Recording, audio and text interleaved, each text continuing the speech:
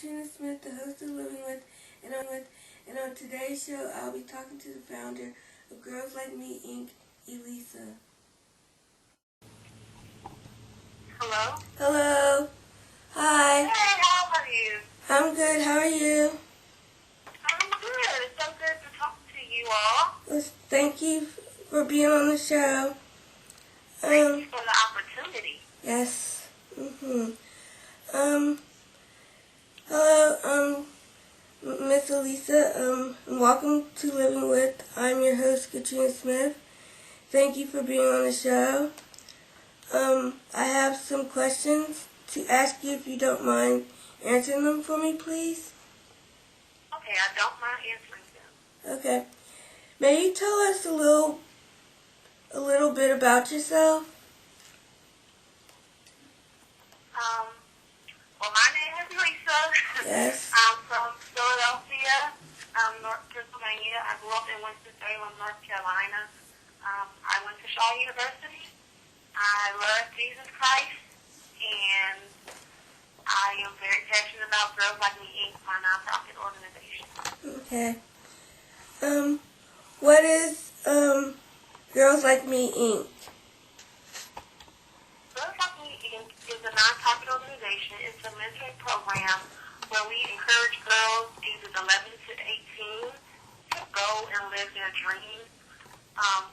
We really want them to be future mentors and to give back themselves one day. So we really just try to train them up. We do that through personal development and helping them to plan their lives, community service, we provide academic resources, and we also encourage open dialogue amongst women.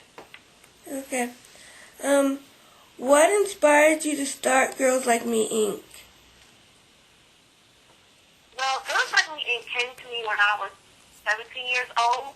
It actually started off as an online magazine. It was supposed to be a place for the good girl, like a haven for girls to go. At that time, it was in 2007. Girls were becoming to be famous or infamous for being bad girls or for partying and for not being very ladylike and for not respecting themselves. So I started off as a place for girls to go, just to have a place online where they could create their own images of positivity. It later turned into a mentor program because I really felt like I had to have something to connect me with girls like me. Because at the time I was still young myself, so I just wanted to connect with other girls and girls younger than me and support them and be a role model and to build them up. So it has evolved to what it is today. So. Okay. What accomplishments have you seen come from out of Girls Like Me, Inc.? Well, we have an annual doll drive. It is basically a holiday toy drive. And we're going on the third year. Well, actually, we just finished the third year. We're going on the fourth year. And it grows every year. And we get more donations every year. And we're actually trying to add, we always give our donation to one center, the Drooting Center. But we're trying to add another facility this year. So just the fact that that's grown, that is an accomplishment in itself. I'm very grateful for that. We just got our 501c3, submitted it. I'm sure we're going to get it. So I'm just happy about that. And that's an accomplishment. And I just pray that we just continue to grow. And I guess the main accomplishment is not quitting and just doing it and just keep going. No stopping. So that's the best accomplishment of all. Okay. In your opinion, what are some of the main issues that you've noticed in our environment and in the media that affects the development of girls? Well, I can say that there are two.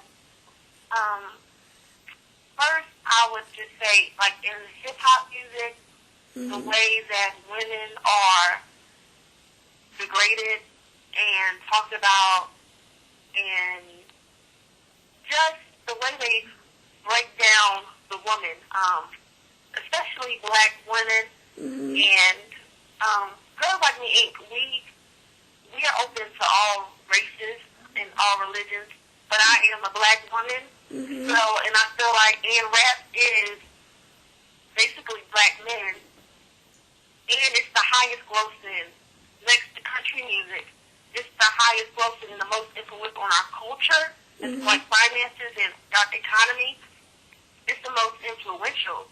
So it really affects our girls and it affects their psyches, and they're singing along to these songs, and it's really affecting not even just our girls, but our men too. And it's starting to shape our perceptions of what we think is correct and what we think is right. But deploying women is never correct or right. Secondly, I would have to say, like, the unrealistic expectations of the beauty industry. Right now, the craze is longer eyelashes and longer hair and long nails and perfect eyebrows, just perfection. And it's just unrealistic, but it's really driving our society right now. Everybody wants to have a long hair, they want to have perfect eyebrows and perfect nails, perfect skin, and it's really forcing our girls to try to be something and not pay all this money. Like a Brazilian weave is $300, and these little girls in high school think they need it in order to not get picked on or not get talked about. So it is really affecting their everyday lives, unfortunately. Okay. What are some good ways to confront and prevent these issues? Well, as far as like us, like rap music, I think there's nothing wrong with rap music. Don't get me wrong. I love hip hop, but I just feel as though we have to support more positive artists, and more positive music and music that uplifts us and bring us together, and not so much music that talks about degrading the character of women or talking about doing illegal and explicit things to women. We have to support music that uplifts us and brings us together. So, like, parents and adults, we can't like, praise these songs and these artists, because the kids see that and they're learning. Every time we teach them something, they're learning. So they're learning that, oh, this is okay. It's all right to sing it, but the lyrics are getting ingrained in their mind. So we really have to support and, let them know, support better music and let them know that, this is not right. What they're saying in this song, the beat might sound nice, but it's not right. As far as the beauty industry, I really just have to support and put our money where that supports images of us, real images of us. If a beauty brand never puts a girl that looks like you in the ad, they never acknowledge the fact that women come in all different sizes and shapes, then why are you continuously giving your brand your money if they don't even really think you exist, or they're trying to make you feel bad for who you are, but you're paying to feel bad for who you are.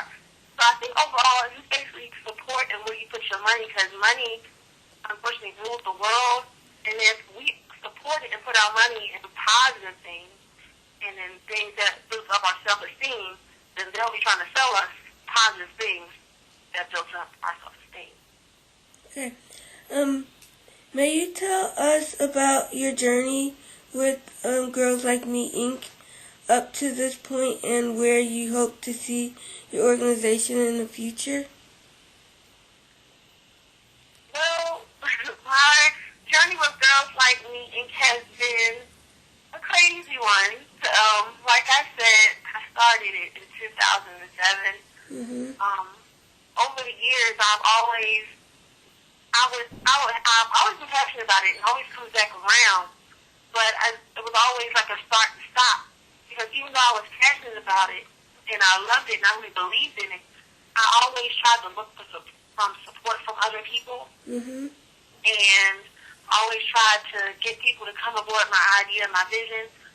But this time, I realized I really got to do it myself, and if I believe in it, then people will come. And I've noticed that I'm starting to get a lot more support from different women and different connections and just networking and different girls too who I mentor. A lot of people are supporting because people have always said, "Oh, it's a great idea. You have a knack for working with girls, and you should really work with girls." But nobody's ever really supported. So I just realized that this time around I really have to just do it, and then people will come around, sooner or later when God sees fit, and I can't rush it. But I do have to live out my purpose. I feel like it's my purpose. In the future, I just pray that Girls Like Me becomes this huge movement, and it just encourages girls everywhere to just do whatever they want to do, and not to let anybody discourage them, and to not think that their dreams are too big or too small. Okay. What motivates you? Well, Jesus, my love for Jesus Christ motivates me the most. That really pushes me, and it propels me forward. I will also say, just looking back at my childhood and growing up in my life and my experiences, I went through so much, just like with low self-esteem, looking for love in the wrong places, and just not even really believing in myself and thinking that I was beautiful and thinking that I had talent or that I could pursue my dreams. Like, I don't want girls to feel like that. There's no reason for them to feel like they can't do something, like, because of what somebody else says. I don't ever, and that's the whole point of Girls Like Me. We'll make, somebody tells you your dreams are impossible, we're going to tell you that it's possible with a plan. So, that's what motivates me. The fact that I don't want another girl to go through and feel how I felt. Like life was impossible. Well, you can do anything you want to do. That's right. How can anyone who is dealing with these issues and needs support, or anyone who would like to support Girl Like Me, Inc., reach out? Well, I love to support and help people and answer questions, and I am always looking for help because this is a big job. But, if anybody wants to contact me, the best way is through email, girlslikemeinc@gmail.com. Okay. Is there anything else you would like to tell our audience? Yes. I would just like to tell the audience, don't let anything stop you. Don't let people discourage you. Don't let them deter you. Because most likely the people that are deterring you and are telling you that you can't do it, somebody discouraged them. Something in their life happened to them to where they couldn't do exactly what they wanted to do. And they might even, in their mind, they might even think they're trying to help you and trying to warn you. But don't let that stop you. Because if they had the opportunities that you had, if they had the mind that you had, they would do what you're trying to do. They would share their dreams. They would go for them the way that you are expressing that you want to. So don't let people stop you from doing anything. Don't let them stop you. Just do it. Just do it. Okay. Thank you, Miss Elisa, for being on the show today. That's all the time we have. And I wish you and your family the best, and take care. Thank you, and I wish you and your family much prosperity. This show is awesome. Okay. And I just pray that it grows and that it just becomes bigger than life, because it's well needed and it's awesome. Okay. Thank you very much. Thank you. You're welcome. Bye. Bye-bye.